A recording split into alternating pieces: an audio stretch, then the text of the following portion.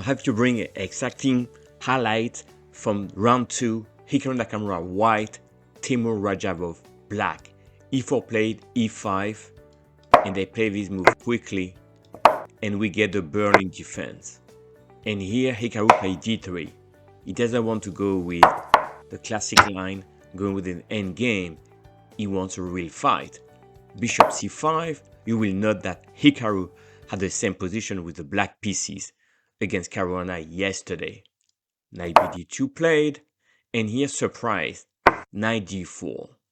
Now Hikaru takes, and here is surprising Radajbov. He's playing D4. That involves giving up a pawn. Now in the game, Radajbov plays C6. But what would have happened if you take on D4? Then E5 is the best move for white. Here black could not take on E5 in this variation because rook E1 would come. And here you do bishop C4 attacking the knight.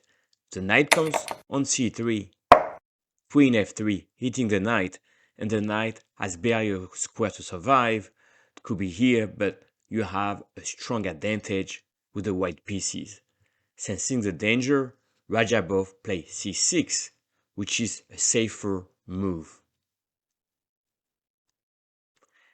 And here, Nakamura, showing that he wants to play for the win, is playing queen h5, something he had prepared, hitting the b5 pawn. So yes, black has a bishop pair, but white is ahead in developing his pieces. So a very long fight. Let me bring you some footage and photos from the players in this very long game.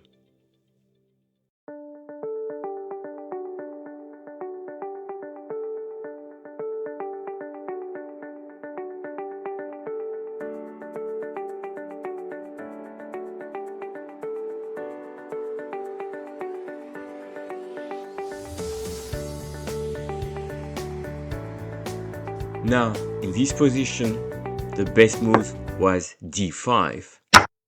And black would develop the pieces like that, and because of the bishop pair, would be fine. But Radajbov did not find this move.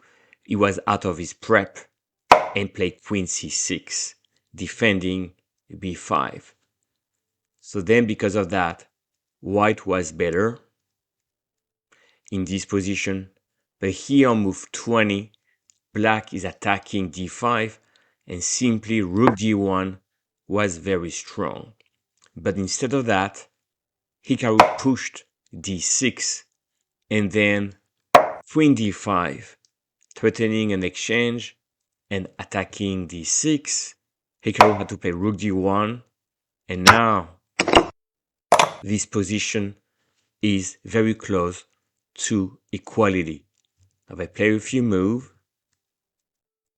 and you can see here black is fine because black has a nice rook here defending a6. The bishop here is fine and there's no target for white. That knight here has no easy way to attack the pawns. So the game continued, but this is completely equal now. So Hikaru missed a chance to play rook d1, attacking here and getting the better chances, but after missing and pushing the pawn too quickly, that was essentially a very drawish position. And in this position, black to play, Radajbov had many options. Once again, white cannot win any pawns. When you think about that, no matter what you do, black is defending. And here, bishop g4 was fine, bishop d7 was fine, bishop h3 was also okay for black. But here, Radajbov, under time pressure, play rook d5. And his idea is like if you take the bishop, check, this is an equal rook endgame. Except that here white does not have to take the bishop, and instead, rook c6 played, attacking e6 and a6. Rook e5 check, king f2. Now, of course, the bishop is attacked, and now taking on a6. So finally, because of these mistakes earlier on, Hikaru has a pawn. Now Radajbov saw that, and he played quickly on move 39, rook e4. So he's saying, yes, I lost a pawn here, but how are you going to defend h4? And here, brilliant move, rook d6, targeting the bishop, right? Bishop retreats, rook d8, targeting the bishop again. Bishop g4, rook d5, attacking b5. So we can see that in the game continues like that. Black is not in time to take on h4. So that was a very tense fight around here. And after bishop e8, knight f3, let me show you some footage of the game once again.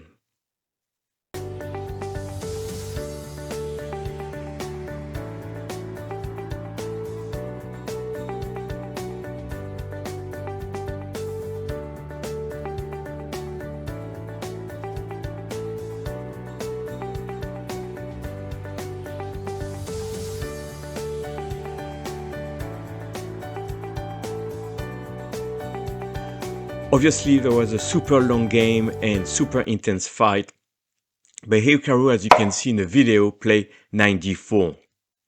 That knight here is central, can really cover a lot of ground, and it's on the dark squares, so cannot be attacked by the bishop. So that was a key move, and then Hikaru grabbed the pawn on the queen side, so basically it was the race. Hikaru is trying to promote, but black has two passers trying to promote. But the key thing is that knight on d4 is super strong, dominating the board. So the game went on, and as you can see, Radajbov tried to defend and try to somehow trying to promote, but Hikaru pawns were faster. So now at the end, black gave up the bishop because black tried to promote a queen here. But the knight here now guards h1, and it's about Hikaru trying to advance his pawns. That took a lot of effort, and eventually, on move 75, Hikaru played knight e7, and here black resigned. So let me just explain why the position is hopeless. If you give a check, now the king is tucked in a corner here, and there's no move. The rook moves here, or let's say here, then you promote. If the rook gives check, you take the pawn, it's game over. So now if you do f5, let's say in this position, knight c8 is a threat. So let me show you here, if you don't do any checks, but you try to come with the king, check, and here rook b8. The knight on c8 covers a7, the king is guarding the pawn, and you're threatening to promote. So knight e7 with the idea knight c8 protecting and then advancing the pawn, while the king on g2 is preventing black from any counterplay. After this fantastic long game, Hikaru is bouncing back with a win in round 2. I hope you enjoyed this recap. I'll see you in the next one.